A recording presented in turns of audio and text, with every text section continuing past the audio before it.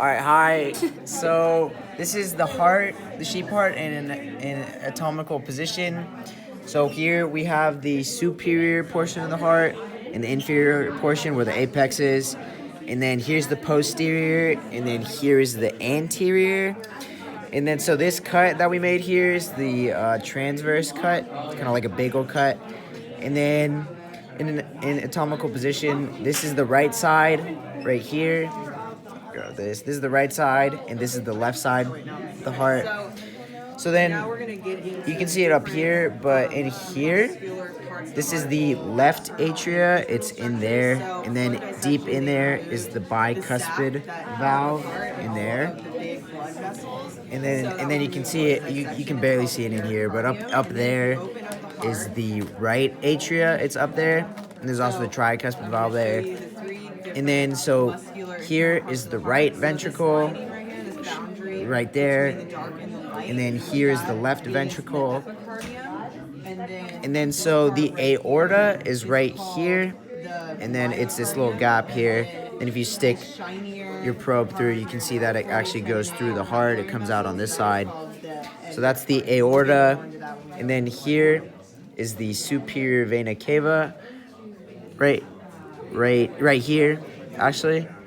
Okay, actually right here. Just kidding, it's right here. The official one? Yeah, the actual superior vena cava. Again, if you stick your thing in, you can see that the probe comes out the other side. But, so that's the superior vena cava.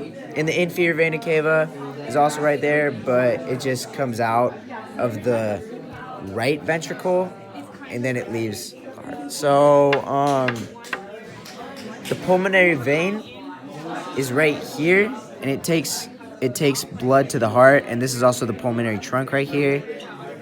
And then the bicuspid valve is in the left atria, and the tricuspid valve is in the right atria. I believe it's right here. Down there, it's tricuspid valve, I think.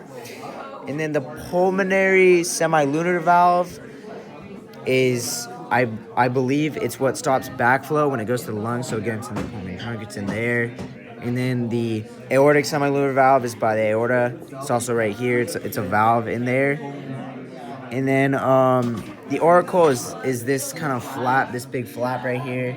And it's for the aorta. It's for the atria, because when they expand, this auricle expands. It kind of looks like an ear. That's what people say it looks like.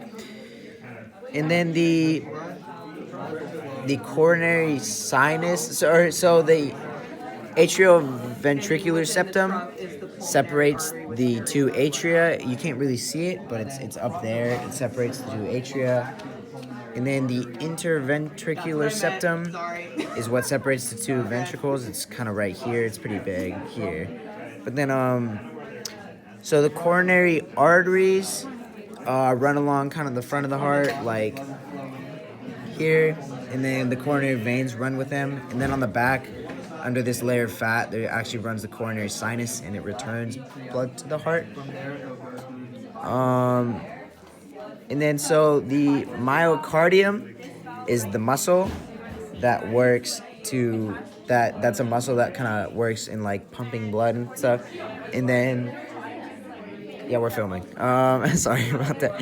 And then the pericardium was cut out, but it was originally on the heart. And then the epicardium is, you can't see, it's kind of this, but there's fat here. So if you look here at the cut, you can see that there's a thin white line that goes on the edge. That's actually the pericardium. No, excuse me, that's actually the epicardium.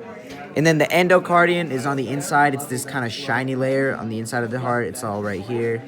So that's the endocardium. And then the chordae tendineae is these kind of flaps that are right here.